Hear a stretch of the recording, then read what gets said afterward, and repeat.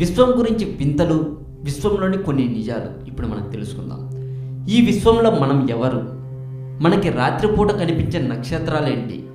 అవి రాత్రి ఎందుకు కనబడతాయి? ఏ ఆధారము లేకుండా భూమి తిరగడం ఏంటి? సూర్యుడు ఏంటి? నక్షత్రాలేంటి? చల్లని చందమామ ఏంటి? ఇలా చెప్పుకుంటూ పోతే వినడానికి ఎన్నో వింతలు, చూడడానికి కళ్ళకు కూడా సరిపోని అందాలు ఎన్నో. మరి అసలు విశ్వంలో ఉన్నది ఏంటి ఇప్పుడు మనం తెలుసుకుందాం. న్యూట్రాన్ తారలు సెకనుకు 600 సార్లు తిరుగుతాయి, మీకు తెలుసా? నక్షత్రాలు పేలిపోయిన తర్వాత ఆ పేలుడు కేంద్రంలో ఏర్పడే నక్షత్ర స్థితినే న్యూట్రాన్ నక్షత్రంగా పిలుస్తారు. ఈ నక్షత్రం జస్ట్ 10 కిలోమీటర్ల విస్తీర్ణంలో ఉన్న మన సూర్యుడి కన్నా అనేక రెట్ల ద్రవ్యరాశితో ఉంటుందట. సాధారణంగా ఇవి సెకనుకు 600 సార్లు తమ చుట్టూ తాము గిర్రున తిరుగుతుంటాయి. కొన్ని అసాధారణ పరిస్థితుల్లో వీటి భౌతిక లక్షణాలు మారిపోయి ఏకంగా సెకనుకు 600 సార్లు కూడా ఇవి తిరుగుతాయట. రోదసిలో నో సౌండ్. వినడానికి వింతగా ఉంది కదా, తెలుసుకుందాం.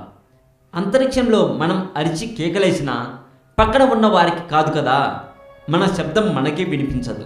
ఎందుకంటే యానకం లేనిదే ధ్వని తరంగాలు ప్రయాణించలేవు. రోదసిలో వాతావరణం ఉండదు కాబట్టి ధ్వని ప్రయాణానికి అవకాశం లేక అంత సైలెంట్గా ఉంటుందన్నమాట. మరి వ్యోమగాములు ఎలా మాట్లాడుకుంటారో తెలుసా? రేడియో కమ్యూనికేషన్ ద్వారా. అయితే కాంతిలా ధ్వని శూన్యంలో ప్రయాణించలేదు కాబట్టి సరిపోయింది.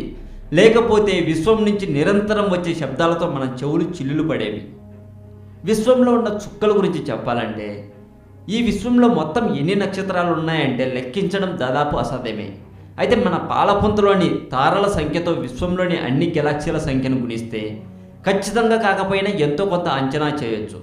ఈ రకంగా చూస్తే 70,000 మిలియన్ల తారలు ఉండవచ్చని ఆస్ట్రేలియన్ నేషనల్ యూనివర్సిటీ శాస్త్రవేత్తల అంచనా.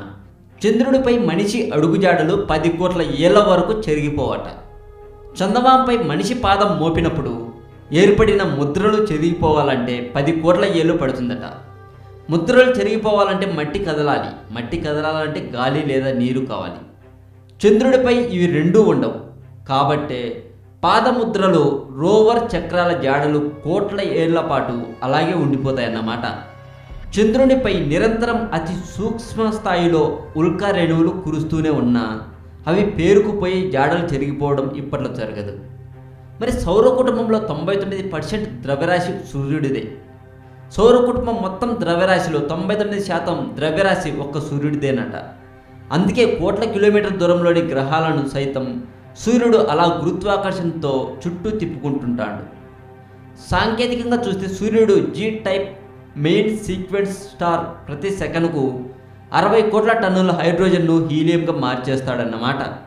ఇందులో ప్రతిసారి 40 లక్షల టన్నుల పదార్థం శక్తి రూపంలో విడుదలవుతుంది.